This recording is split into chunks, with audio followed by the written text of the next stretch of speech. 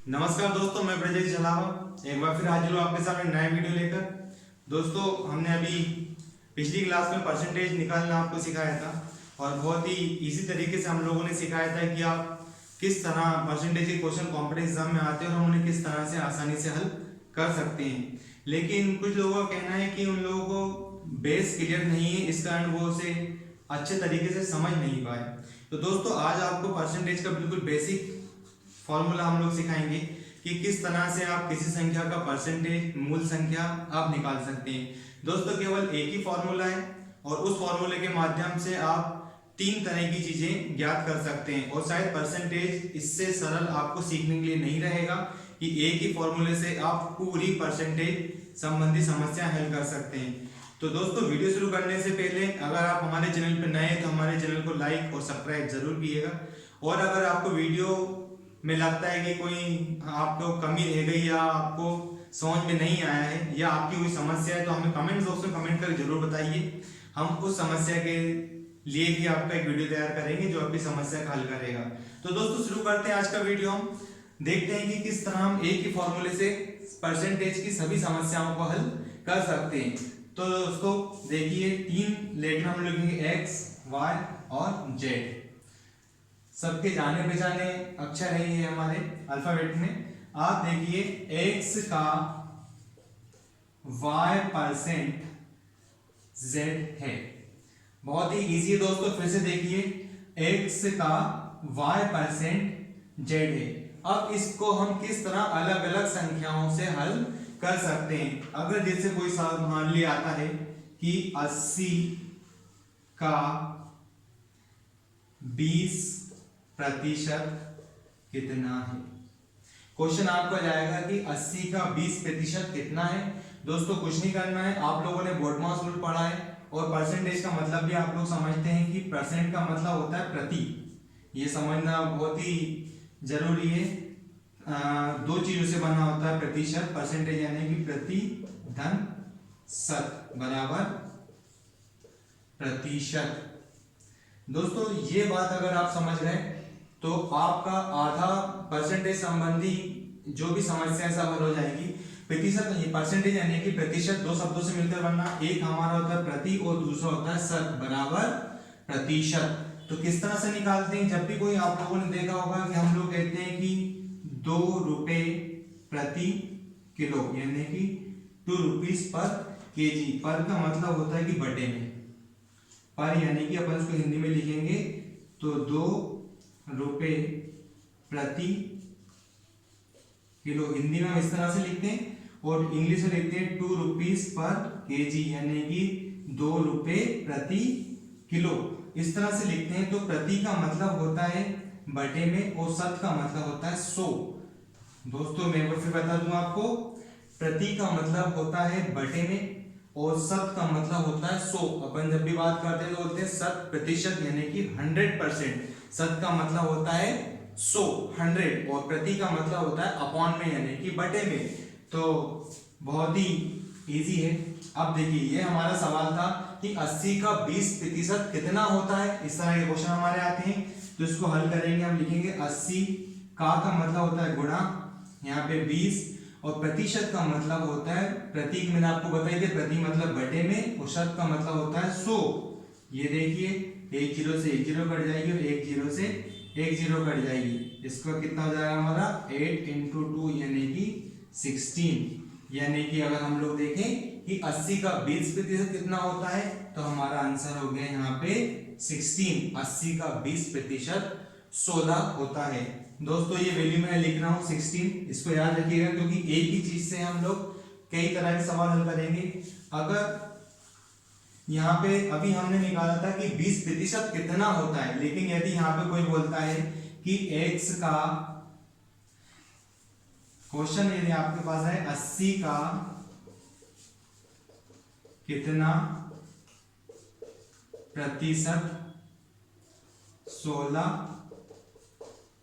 होता है। दोस्तों, सवाल याद रहेगा, 80 को लेके ही चल रहे हैं। 80 का कितना प्रतिशत 16 होता है। हमारा फॉर्मूला में याद है, 80 का कितना यानी कि हम लोग यहाँ ले लेंगे x प्रतिशत कितना प्रतिशत 16 होता है। अब हमें यहाँ पे प्रतिशत निकालना, पहले हमें वो अमाउंट निकालना था कि 20% कितना होता है। अब हमें बताना है कि 80 का 16 कितना प्रतिशत होता है। तो यहाँ पे हम लोग लेंगे 80 का मतलब आपको बता ही देता गुणा x, प्रतिशत का मतलब बटे में 100 बराबर 16। आप लोगों को क्रॉस मल्टीप्लाई तो पता होगा दोस्तों, ऊपर चले जाएगा तो यहाँ जाएगा 80x इक्वल टू 16 इंटू 100। अब क्रॉस मल्टीप्लाई से हम लोग देखेंगे तो 18 अपॉन में चले जाएगा तो x equal to 16 into 100 upon 80। Divide करेंगे 0 से 0 कट जाएगा, यहाँ से 8 2 जा 16 यानी कि जाएगा x इक्वल टू 2 इंटू 10 यानी कि कितना हो जाएगा दोस्तों x इक्वल टू 20%। तो हमने अभी पहले निकाला था कि 80 का 20% 16 होता है। अब क्वेश्चन आया था कि 80 का कितना प्रतिशत 16 होता है या 80 का 16 कितना प्रतिशत होता है। तो हमने देखा कि 80 का 16 20% होता है। अब एक और चीज हम लोग दोस्तों इसी सवाल को तीसरे तरीके से हम लोग हल करेंगे। हमने एक ही फॉर्मूले से दो सवाल हल किए हैं। अब तीसरा हम देखेंगे, हमने एक बार प्रतिशत का अमाउंट कितना था वो निकाला, दूसरी बार हमने प्रतिशत ज्ञात कर ली। अब तीसरी बार हम लोग मूल संख्या ज्ञात करेंगे। अब हम बात करेंगे कि x का यह संख्या क्वेश्चन आएगा किस संख्या का 20% 16 होता है। देखिए दोस्तों याद रखिएगा कि किस संख्या का 20% 16 होता है। तो किस संख्या का 20% 16 होता है हमें याद है, हम लोग रखेंगे यहाँ पे x यानी कि किस संख्या का 20% बराबर 16 होता है। हमारा यहाँ पे संख्या ज्ञात है, हमें यहाँ पे x गुणा 20 यानी कि 20 बटे 100 बराबर 16। इसे हल करेंगे तो जाएगा x equal to cross multiply से 16 इंटू 100 और 20 अपॉन में जाएगा, 20 से 5 टाइम्स कट जाएगा तो जाएगा यहाँ पे 16 इंटू 5 यानी कि 80, यानी कि 80 का 20% 16 होता है। ये संख्या किस संख्या का, तो 80 का 20% हमारा 16 होता है। तो दोस्तों एक ही फॉर्मूले से हमने 3 तरह के सवाल हल करे और आप इसी तरह कोई भी संख्या हो आप उसे बहुत ही आसानी से हल कर सकते हैं। अब देखिए हम लोग अगला सवाल करके देखेंगे। फॉर्मूला हमारा वही रहेगा, फॉर्मूला एक बार आप फिर देख लीजिए, x का y% z होता है।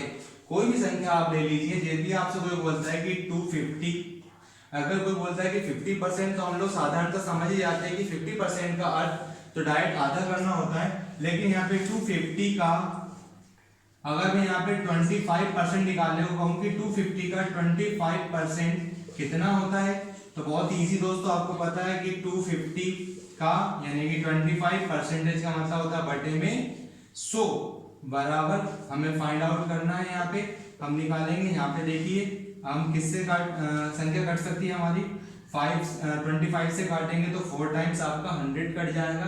अब आप जानते हैं कि क्या हमारा इससे संख्या कट सकती है, हम लोग काट के देखेंगे।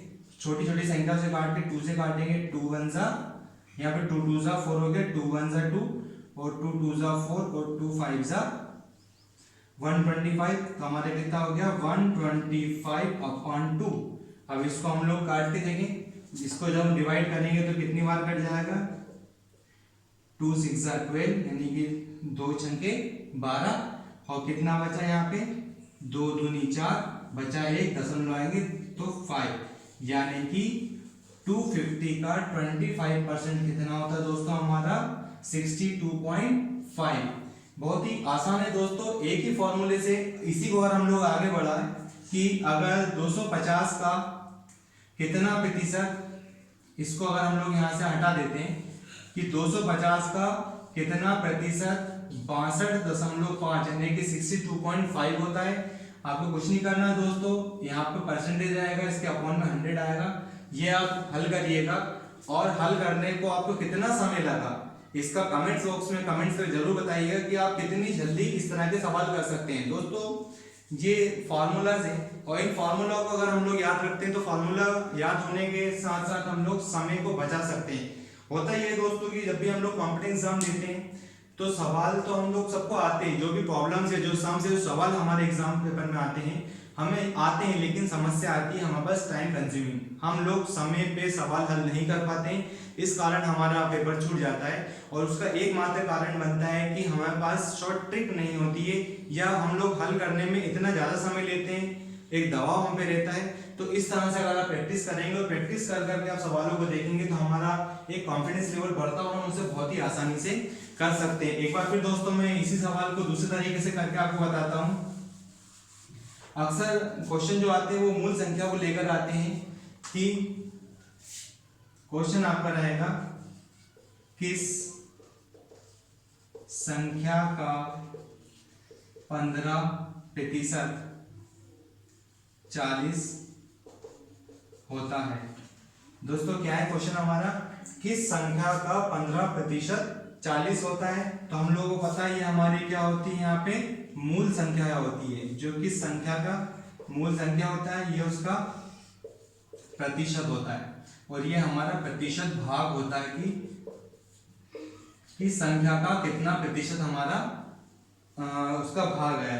तो यहाँ पे अगर हमारे पास आता है कि किस संख्या का 15% 40 होता है, मतलब क्वेश्चन में क्या पूछ रहा है आपसे क्वेश्चन में पूछा जा रहा है मूल संख्या की किस मूल संख्या का 15% 40 होता है। तो बहुत ही इजी दोस्तों हमारा सवाल होगा, यहाँ पे हमने उस संख्या को x माना तो x का किस संख्या का 15% कितना होता है 40, एक ही फॉर्मूला है उसी को हम हल करेंगे। x का मतलब आप लोग जानते हैं यहाँ पे x और का यानी कि ऑफ, इसका मतलब होता है मल्टीप्लाई, यहाँ पे 15% का मतलब मैं आपको बता ही दिया, प्रतिशत का मतलब क्या होता है दोस्तों प्रति यानी कि बटे में और शत यानी कि 100, तो 15/100 बराबर 40।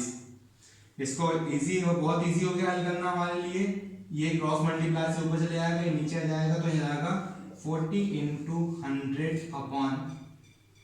100/15।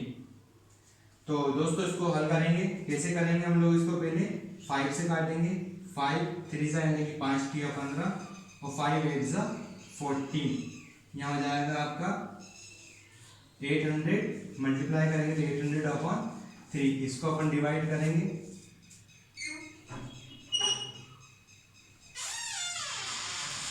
3 से काटेंगे तो 3 2 6 अपॉन बचा 2 से काटेंगे तो कितना हो जाएगा 20 और 3 से काटेंगे 20 हो जाएगा तो 3 छंके 18, फिर बचेगा 3 छंके 18 और 0.6 आ जाएगा, ये इसका कितना हो जाएगा यानी कि 266.6 का 15% 40 होता है।